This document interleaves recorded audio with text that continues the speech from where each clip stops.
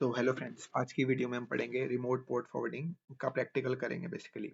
तो पुरानी वीडियो में पिछली वीडियो में हमने लोकल पोर्ट फॉरवर्डिंग का प्रैक्टिकल किया था, जो पूरी तरह समझ आ गया था। और आज हम पढ़ेंगे रिमोट पोर्ट फॉरवर्डिंग का प्रैक्टिकल। तो सबसे पहले ये डेफिनेशन ही पढ़ लेते हैं। सेम लैब है, लेटरल मूवमेंट एंड पिवटिंग, जो उसमें यूज करी गई थी वही आज इसमें यूज करूंगा। तो पढ़ लेते हैं डेफिनेशन क्या होती है। ये डेफिनेशन सभी बताते हैं। तो अब पहले मुझे भी ये समझ नहीं आई थी एक्चुअली हो क्या रहा है, तो मैं आपको और इस डेफिनेशन के अलावा एक और बहुत आसान वाली डेफिनेशन बताऊंगा जिससे आप रिलेट एक्चुअली कर पाओ। तो रिमोट पोर्ट फॉरवर्डिंग क्या होती है बेसिकली, इसमें क्या होता है कि एक होता है क्लाइंट और एक होता है सर्वर। तो जिस पर आप कमांड लिखते हो तो वो हो गया आपका एसएसएच क्लाइंट, और जिस पर आप कमांड लिख के जिस पर आप कनेक्ट करते हो, एसएसएच का सेशन लेते हो, वो हो गया एसएसएच सर्वर। तो रिमोट पोर्ट फॉरवर्डिंग में क्या होता है कि हम क्या करते हैं कि एक पोर्ट उठाएंगे। पोर्ट किसका फॉरवर्ड होगा? रिमोट का पोर्ट फॉरवर्ड होगा। रिमोट पोर्ट फॉरवर्डिंग है तो रिमोट का पोर्ट फॉरवर्ड हुआ। लेकिन इस पे जाके कनेक्ट क्या होगा? हम क्लाइंट पे, जो क्लाइंट जिन जिन सर्विस को एक्सेस करता है ना, कर सकता है, वो सर्विस उठा के लेके जाएंगे रिमोट के एक पोर्ट पे और उस पे कनेक्ट कर देंगे। और फिर रिमोट मशीन से वो चीज एक्सेस कर लेंगे। तो रिमोट मशीन से क्या एक्सेस हो जाएगा? क्लाइंट की कोई एक सर्विस जो सिर्फ क्लाइंट ही एक्सेस कर सकता है, रिमोट एक्सेस नहीं कर सकता, तो हम रिमोट पे वो एक्सेस कर लेंगे। तो सिंपल सा ये लॉजिक है। तो एक बार हम ऊपर डायग्राम में भी चल लेते हैं। और अभी मैं आपको एक वो डिफरेंशिएट कर दूंगा कि कब लोकल पोर्ट फॉरवर्डिंग यूज करनी चाहिए, कब रिमोट। तो हमने THM JMP2 पे लोकल पोर्ट फॉरवर्डिंग करी थी, और इस सर्विस को इसके RDP वाले सेशन ले लिया था अपनी काली मशीन पे। और THM DC की भी एक सर्विस थी पोर्ट 80 पे, तो वो एक्सेसिबल नहीं थी फ्रॉम काली, तो हमने काली से भी वो एक्सेस कर लिया था।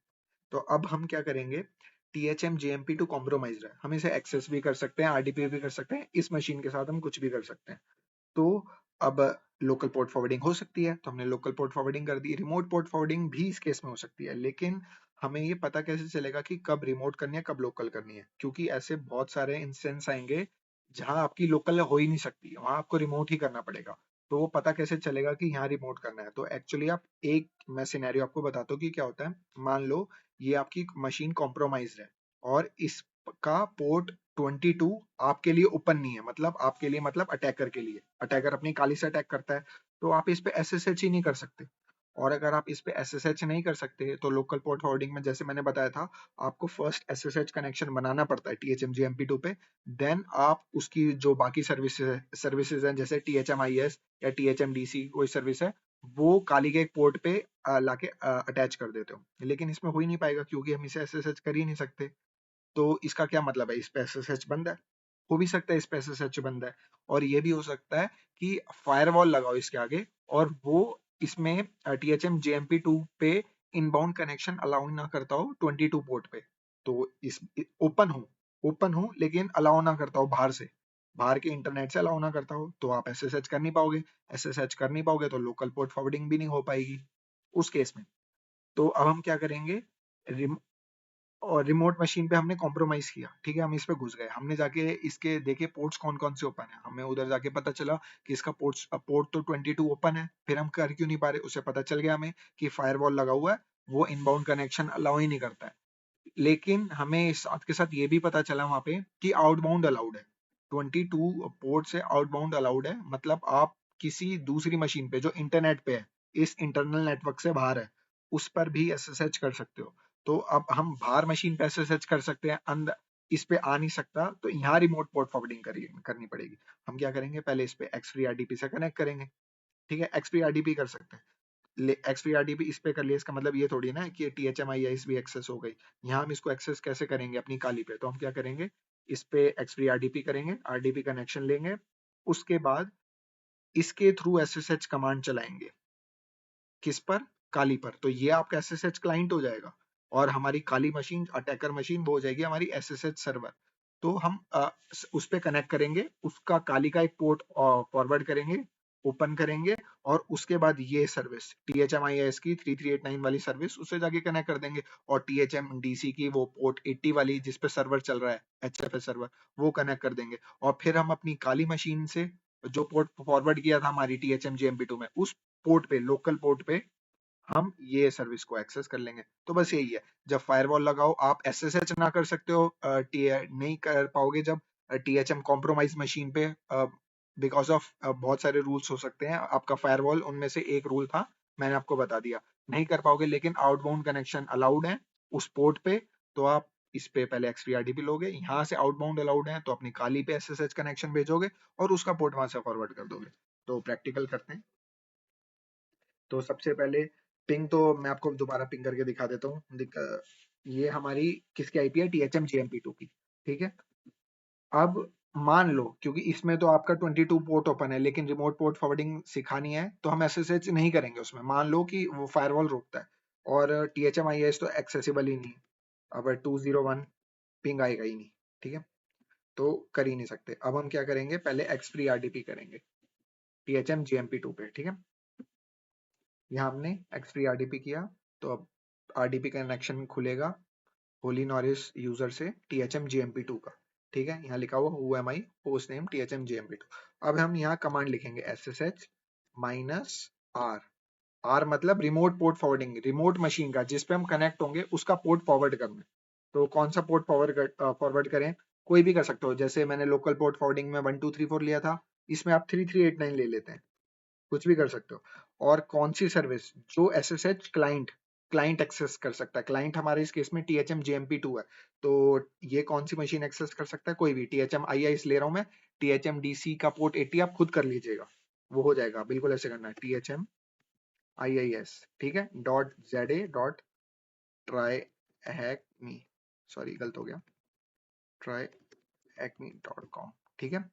इसका कौन सा 3389, THM IIS का 3389 पर जो भी ट्रैफिक होगा वो रिमोट मशीन के लोकल के 3389 पर फॉरवर्ड कर दें। तो उसके लिए हमें काली से कनेक्ट होना पड़ेगा, काली से कनेक्ट होना पड़ेगा, और काली की आईपी ये रही 1050 10.50.98.20, ठीक है। अब आप ये कमांड करो, उससे पहले आप मेक श्योर करो कि SSH सर्वर जो काली का है वो ऑन है। वो कैसे होता है, sudo systemctl, इधर स्टार्ट कर देना,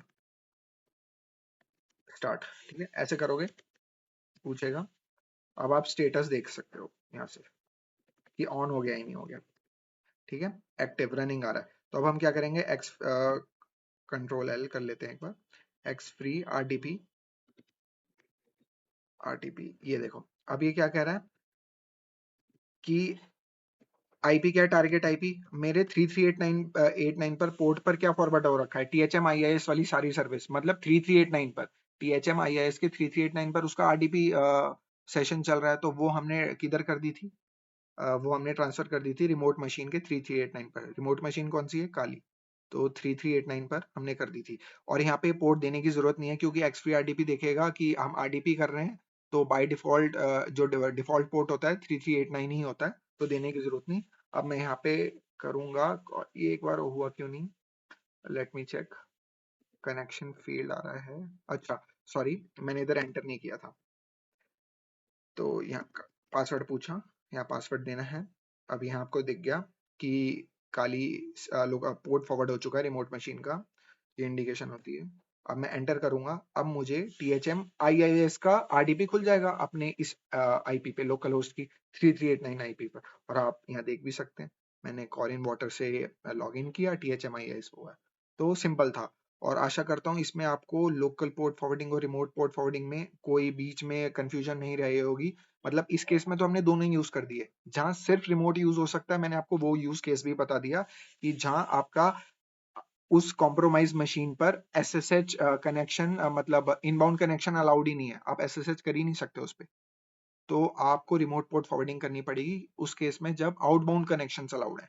तो दो पॉइंट है रिमोट पोर्ट फॉरवर्डिंग के लिए, कि इनबाउंड कनेक्शन कॉम्प्रोमाइज मशीन पे अलाउड नहीं है, बट आउटबाउंड अलाउड है। आप उस मशीन से आउटबाउंड कर SSH कर सकते हो, लेकिन इनबाउंड उस मशीन पर SSH नहीं कर सकते अपनी अटैकर मशीन से। तो उस केस में आप रिमोट पोर्ट फॉरवर्डिंग कर लीजिएगा और आपको सारी चीज एक्सेस हो जाएगी।